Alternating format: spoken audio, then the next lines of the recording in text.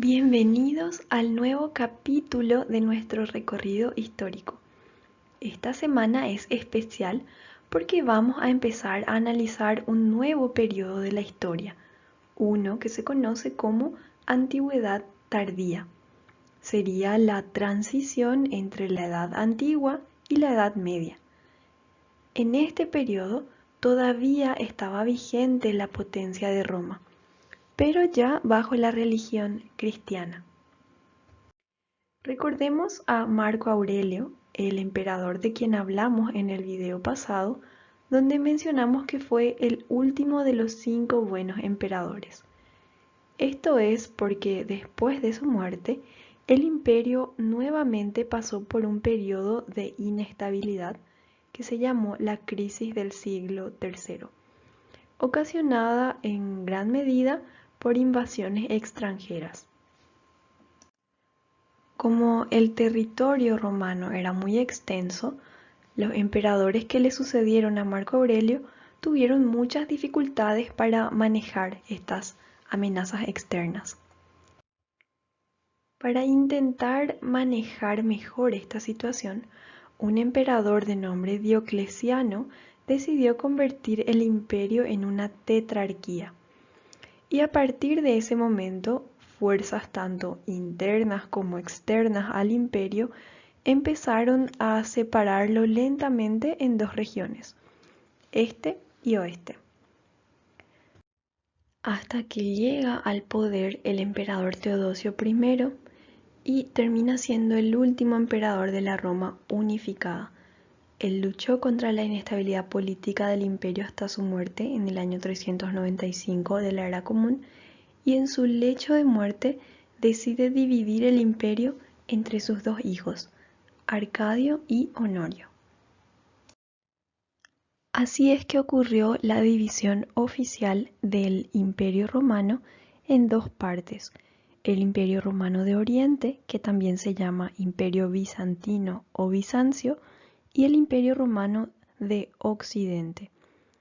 En ambas regiones, la religión cristiana era en un principio duramente perseguida, pero comenzó a tener cada vez más adeptos, hasta que el emperador Constantino, alrededor del siglo IV, autoriza este culto y prohíbe la persecución de los cristianos. Y en el año 380, Teodosio lo declara la religión oficial del imperio. Vamos a analizar las manifestaciones artísticas de ambas regiones, comenzando con el Imperio Romano de Occidente y el arte que conocemos como paleocristiano. Podríamos recordar primeramente este arco como una obra de transición. Es el arco de Constantino, quien, como mencionamos, es el primer emperador cristiano. Pero podemos ver aquí en las escenas que se incluyen en la diapositiva que se le representa a Constantino junto con el emperador Adriano cazando un jabalí y sacrificando el animal en honor del dios Apolo. Así que vemos que a pesar de haberse convertido a esta religión, seguía utilizando las referencias paganas, y vamos a ver cómo este tipo de referencias de hecho se sigue utilizando por bastante tiempo en el arte ya de la época cristiana. Algo muy diferente de la religión cristiana y las religiones romanas, griegas o egipcias de la antigüedad es que el cristianismo está basado en textos sagrados. Y otra cosa es que se enfoca en el comportamiento humano, estableciendo pautas de ética y de comportamiento moral y teniendo la idea de la salvación como una de sus doctrinas principales. Esto difiere de las religiones que mencionamos, ya que las anteriores no se enfocaban en la salvación, más bien buscaban actuar como un medio de comunión, de unión cultural. Vamos a ver cómo esta forma de pensar renovada va ocasionando también cambios en el arte. Lo que vemos en esta imagen es una catacumba, una red subterránea de cámaras fúnebres para los cristianos, que a menudo eran figuras mártires. Esta forma de entierro era popular entre los cristianos porque en esta época la mayoría de ellos eran de la clase más pobre y no podían costear otro tipo de entierros. Pero también era muy popular porque servía de símbolo de la resurrección de Cristo y mucho del arte paleocristiano que vamos a ir analizando se encontraba en estas catacumbas. Dentro de las catacumbas había unas habitaciones pequeñas, como la que vemos aquí, que se llamaban cubiculum o cubícula y servían como una capilla. Como dijimos que ya no eran tan fuertemente perseguidos en esta época, ya podían profesar sus creencias de manera pública los cristianos. Así es que van apareciendo estos lugares públicos de oración y un poco después sus iglesias y baptisterios. En este ejemplo particular podemos ver los ideales cristianos expresados de forma visual. Por ejemplo, en el mural de la izquierda vemos a San Pedro que está realizando un milagro, sacando agua de una piedra al modo de Moisés para bautizar a sus captores, ya que recordamos que él estuvo con prisión domiciliaria justamente por predicar el cristianismo. Otro ejemplo es el techo de este cubículum en la catacumba de San Pedro. Podemos ver varias representaciones bíblicas acá. Por ejemplo, los 4 círculos que están alrededor del centro son escenas de la historia del profeta Jonás, quien fue muy admirado por los primeros cristianos en tiempos que dudaban de esta nueva fe, al igual que lo hizo en su momento este profeta. Algo que llama la atención también son estas figuras orantes, las personas que aparecen entre los 4 círculos en posición orante, como mencionamos. Estas eran un recurso que se usaba para simbolizar que la escena representada era algo sagrado. Nos remite un poco a la práctica mesopotámica, por ejemplo, que estuvimos estudiando, de realizar figuras votivas en posición orante. En el centro vemos al buen pastor con su rebaño. Esta es una figura que se usa en la Biblia para representar a Jesús y los ideales cristianos de conferir valor a vivir para hacer el bien a otros o dar de hecho su vida por otros, como un pastor excelente.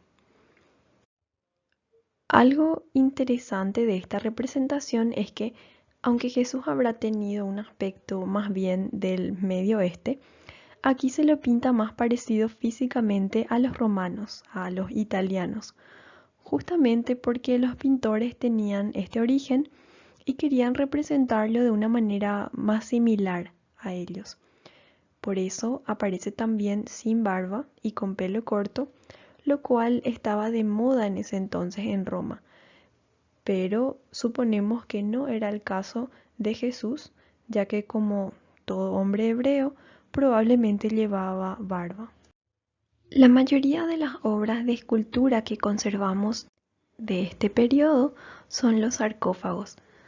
Así como los sarcófagos romanos, este estaba tallado en piedra en 3 de sus 4 lados, dejando liso el lado que iba apoyado a la pared de la tumba. El que vemos ahora es el sarcófago de Junius Bassus, un prefecto romano que se bautizó como cristiano ya siendo adulto. En el centro del registro de arriba podemos ver a Cristo y a sus lados vemos a San Pedro y a San Pablo. El rostro de Cristo es bastante juvenil, quizás para simbolizar su pureza. Y además es similar al tipo de rostro que se usaba en las representaciones del dios Apolo, y con su ropa y postura también nos recuerda a los emperadores romanos.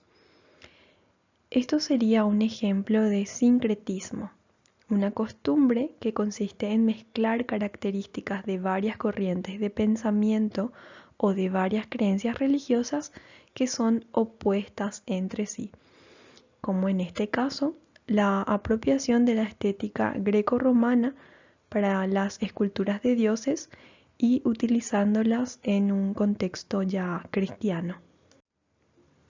Si nos fijamos también debajo del trono de Cristo, hay una figura que parece ser un dios pagano, representando así la dominación del cristianismo sobre el paganismo, porque aparentemente Cristo está aplastando a este dios, entre comillas, falso. La utilización de una arquitectura griega en el registro superior y una arquitectura romana en el inferior también podría ser una práctica para demostrar la riqueza cultural de la persona. Este otro sarcófago se conoce como Santa María Antigua y también tiene imágenes muy interesantes que podían ser apreciadas tanto por cristianos como por paganos. Podemos acordarnos de que estos sarcófagos de mármol ya se fabricaban en serie, así que el artesano podía realizar diseños que llegaran a una mayor cantidad de personas. Si lo observamos desde una perspectiva cristiana, la figura a la izquierda parece ser de nuevo el profeta Jonás, que se lanzó del barco al mar y fue tragado por la bestia marina. En el centro vemos una figura orante que destaca justamente lo sagrado de esta escena. A su derecha podemos ver a Cristo, que otra vez está representado como el buen pastor con sus ovejitas. Y a la derecha mismo de la composición podemos ver una escena de la creación de Adán. Pero si analizamos esta pieza con una mirada más bien tradicionalmente romana, la figura a la derecha podría ser Zeus, que está enseñando a su pueblo. El hombre que está en el centro y que sostiene un rollo podría ser, por ejemplo, un filósofo o una figura que denotara que el difunto era una persona letrada. La figura que dijimos que era orante podría ser, por ejemplo, en este caso, una representación de la fertilidad o de la primavera. Y la escena a la izquierda podría ser una mirada al reino del dios Poseidón. Como vemos, una misma pieza podía leerse ya sea como cristiana o como pagana, justamente por ese sincretismo y por las apropiaciones visuales que ocurrían en este periodo. Para analizar la arquitectura paleocristiana, podemos mirar el mausoleo de Santa Constanza, que era la hija de Constantino. Aquí tenemos algunas vistas donde podemos ver su planta central y una foto de su exterior. La arquitectura paleocristiana se basó primordialmente en dos prototipos romanos. Uno serían las basílicas, que eran espacios más o menos rectangulares, y el segundo serían las estructuras circulares o cuadradas, estructuras centralizadas, como por ejemplo el Panteón de Roma. El deambulatorio o girola que podemos ver aquí es un elemento que vamos a ir viendo con el paso del tiempo que muchas iglesias cristianas van a adoptar. Como vemos, marcaba un sendero de oración, ya que la idea de orar mientras uno estaba caminando era bastante común entre los cristianos de la antigüedad. El domo también tenía una función simbólica muy fuerte, como una bóveda del cielo, podríamos decir. Y estas 12 columnas que vemos, además de cumplir una función estructural, son una referencia a los 12 apóstoles del Cristo. Podemos ver en el techo una gran cantidad de imágenes, en su mayoría mosaicos como los que estamos viendo aquí, y también la utilización del motivo de vides que tomaron del arte griego. Abajo, a la izquierda, podemos ver un carro que está recolectando las uvas que van siendo cosechadas. Y a la derecha, un grupo de personas están pisando las uvas como parte del proceso de convertirlas en vino.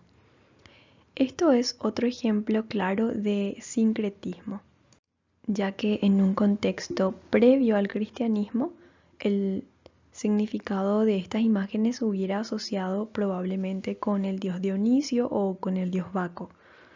Pero ya en este contexto cristiano, el significado espiritual del vino tiene otra importancia porque simboliza la sangre de Cristo. Otro ejemplo es la Basílica de Santa María Maggiore, que es una iglesia también paleocristiana, una de las últimas edificaciones antes de la caída del Imperio Romano de Occidente que ocurrió en el año 476.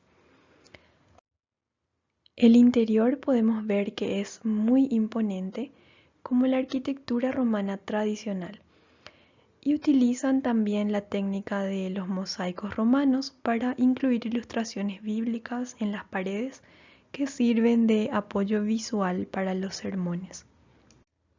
Aparentemente esta iglesia se construyó para el Concilio de Éfeso, en el cual la iglesia reivindica el papel de María dentro de la salvación humana, porque en este concilio se fortalece la idea de la naturaleza divina de Jesús y por ende se declara a María la Madre de Dios.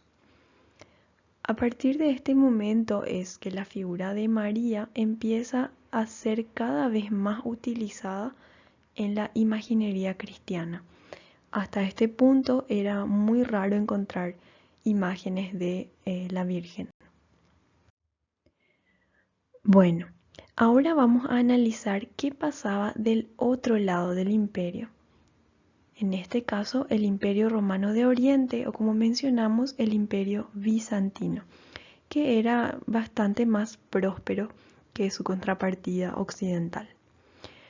Este territorio había sido conquistado por los griegos en la antigüedad, luego reclamado por los romanos, y ahora formaban este imperio bizantino.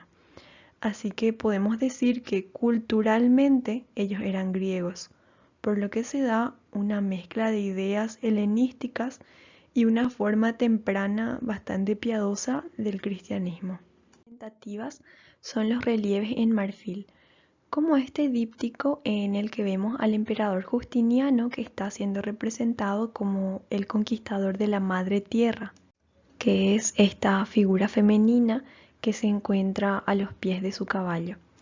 Y sobre el hombro de Justiniano vemos a la victoria alada, un símbolo pagano que los bizantinos heredaron de los romanos y griegos. Arriba vemos una representación de Jesús en su majestad, extendiendo su mano en un gesto de bendición. Debajo hay una serie de figuras que le están rindiendo homenaje, entre las que vemos, por ejemplo, algunos animales como un elefante y un tigre. Esto, el hecho de utilizar a los animales ahí abajo, sumado al hecho de que el rostro de Jesús es muy similar al rostro de Justiniano, nos transmite la idea de que el emperador ocupa su cargo con el poder divino. Lo que estamos viendo ahora es una obra paradigmática de la arquitectura bizantina, Santa Sofía. Originalmente se construyó para Constantino, para servir como la iglesia oficial del emperador, pero también para competir con la capital y darle a Constantinopla cierto prestigio. Pero fue destruida y reconstruida varias veces. También fue cambiando su propósito varias veces. Mencionamos que al principio era una iglesia cristiana, posteriormente se convirtió en mezquita y ahí es que se le hizo la adición de estas 4 columnas que vemos en las esquinas. Esto fue alrededor del siglo XV. Pero si ignoramos estas columnas, podemos ver que su planta es una mezcla entre una composición central y la basílica romana. Una clave de este edificio es la distribución del peso que se da con una serie de semidomos cada vez más pequeños. Y esto también genera vistas muy interesantes en el interior. Como podemos ver aquí en las pechinas que se generan por apoyar la cúpula sobre una base cuadrangular, el interior está profusamente decorado y es una mezcla de estilos que están justamente atestiguando este pasado que dijimos que en parte fue catedral y en parte fue mezquita.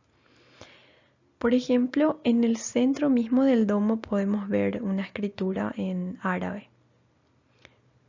Las aberturas que rodean este domo sirven para iluminar el interior del espacio y así el edificio se convierte en una representación misma del universo. Los cielos dorados arriba que están iluminando el mundo terrenal oscuro en el que vivimos los humanos. En el tiempo que sirvió como mezquita, la mayoría de las pinturas originales se cubrieron ya que los musulmanes no tenían la costumbre de representar figuras vivientes, ni a Dios ni a seres humanos dentro de sus templos. Así que lo que hicieron es ir añadiendo ornamentación como por ejemplo estos capiteles. El mosaico que aquí observamos se encuentra en el monasterio de Santa Catalina. Es una representación de la transfiguración de Cristo, un milagro en el que Dios demostró su favor a Jesús, permitiéndole reflejar su gloria en forma de un brillo físico. Algo interesante de la representación de Jesús en este mosaico es que ya lo vemos con pelo largo y barba, porque para este siglo ya se había convertido en una moda entre los hombres este estilo. También esas ondas azules que rodean a Jesús, que se conocen como mandorla, y es un recurso gráfico que se usa para representar un momento sagrado trascendental. Las palabras que están escritas sobre los personajes son sus nombres en el idioma griego. A los lados de Jesús tenemos a los profetas Elías y Moisés que están justamente testificando su divinidad, y arrollados vemos a los discípulos Pedro, Santiago y Juan. Más adelante se dejaría de usar este recurso de nombrarlos porque se empezarían a adoptar más bien convenciones gráficas para identificarlos. Los bizantinos también tenían estos manuscritos iluminados. El que vemos ahora es uno contenido en los Evangelios de Rábula, que es un libro ilustrado. Lo que vemos es la ascensión de Cristo o el momento en que Él regresa a los cielos después de haber resucitado. Nuevamente vemos que Jesús está usando una túnica imperial debajo de su toga y también que ambos son de color blanco. Vemos abajo la Virgen María que tiene sus manos levantadas en posición orante, como esas figuras que estuvimos viendo en Roma occidental. En las manos de Jesús podemos ver un rollo que simboliza las escrituras sagradas, y rodeándolo nuevamente vemos este recurso gráfico de la mandorla. Debajo de ella podemos ver la carroza de Dios descrita por el profeta Ezequiel. Bajo las alas de esta carroza vemos que sale una mano que es la mano de Dios y también que hay 4 cabezas que representan justamente las cualidades divinas más importantes, podríamos decir. La cabeza humana representa la cualidad del amor, la cabeza del león, la justicia, la cabeza del toro, el poder, y la cabeza del águila, la sabiduría. El objetivo de estas piezas era usarlas como una herramienta para meditar y para orar. No eran tanto para enseñar. Ese punto que acabamos de mencionar es muy importante porque más adelante surgiría un movimiento bizantino que estaba en contra de la práctica de utilizar iconos o imágenes como parte de la adoración, porque lo consideraban idolatría. Estos serían los iconoclastas, quienes llegaron a destruir muchos iconos religiosos del Imperio Bizantino. Como mencionamos, después del Concilio de Éfeso, la Virgen María se fue volviendo cada vez más importante para los cristianos, y para el siglo VI era muy común ver estas figuras de Teotocos o Madonna con el Niño, como también se la conoce. Algo que vemos en el ejemplo aquí a la derecha, que se mantendría casi como una convención, es el recurso de ocultar el cuerpo femenino de María bajo la representación de las telas de su ropa. Pero esto servía también para conferirle un aire más bien espiritual, como si su cuerpo fuera irrelevante. El niño Cristo de a poco va a ir adoptando también ciertas características, como la representación de su cuerpo con proporciones de adulto miniaturizado, no como un bebé. Esta pieza que estamos viendo sobrevivió la iconoclasia probablemente porque se encontraba bastante aislada. En este caso estaba en la península del Sinaí. Así concluimos este breve análisis del arte bizantino y paleocristiano. Espero que les haya servido mucho y nos encontraremos en el próximo video ya en una zona del mundo bastante diferente. Hasta la próxima.